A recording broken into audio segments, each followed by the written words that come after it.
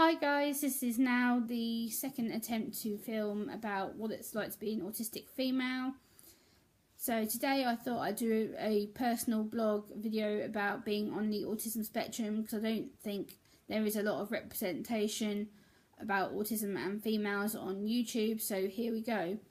For me, being on the spectrum is something that is part of me. It doesn't define my whole being, because I'm more than this. I'm an auntie, I'm a sister, I'm a campaigner, I'm an advocate, I'm a speaker, and I see things differently. Being on the spectrum, my brain is wired differently than every other neurotypical out there.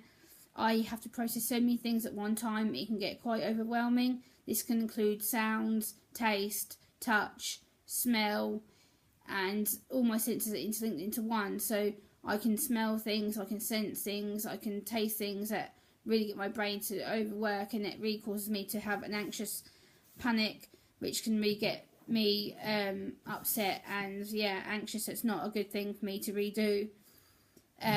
This can include knowing people for a short amount of time. If you're autistic and you get to know someone and they realise that your behaviour is not normal, then they can often be like, oh, you don't appear to be autistic, or you can't be autistic because you don't behave like that. But the problem is, autism isn't an outside looking thing. Autism is up here in my brain. So I have to learn to put coping strategies in to place to help myself and to help reduce my sensory overload and my anxiety meltdowns. So I do that by wearing headphones, or I do that by planning my day. So for example, today I'm going out with my friend Jo, my best friend.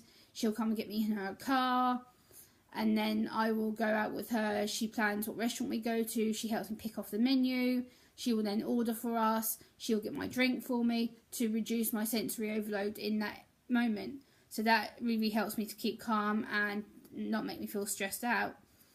Also, I cut every single label out of my clothes, because clothes labels irritate my skin to the point where I'm scratching, because it really makes my skin feel like I'm burning, and just really is not a nice thing for me to cope with. So I cut all my labels out, including the most tiniest little label I will find. I will cut out straight away to reduce my sensory overload and anxiety meltdown when putting new clothes on.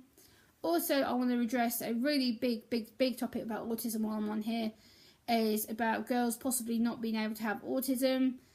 This is a load of rubbish. Just because we don't present the behaviours, the clinical behaviours to get assessed and diagnosed, it doesn't mean that we don't have it. It took me a while to get my assessment and diagnosis, but it's because we are able to socially fit in, we are able to be socially accepted because we imitate other girls or ladies. This can include interests about celebrities, makeup, music, animals, literature, other topics that girls like to pick on and choose as their special interests. So we tend to not stand out or show the clinical behaviours to get the assessment.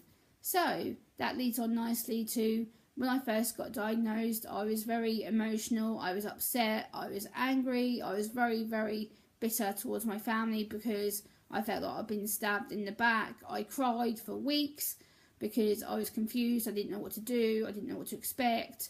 I felt very lonely, isolated, but I dealt with that. I had about a month of being upset and stressed and panicking. I rang the autism service for quite a lot of advice quite a lot of the time, and they were able to reassure me that everything that I was going through was normal and that I wasn't going mad and that it was okay to ask for some help. So I did that. So I started to become a campaigner and advocate after that point, and I started looking up autism on the internet, what it means to me and my barriers and my triggers, and I learned to adapt to them when I need them.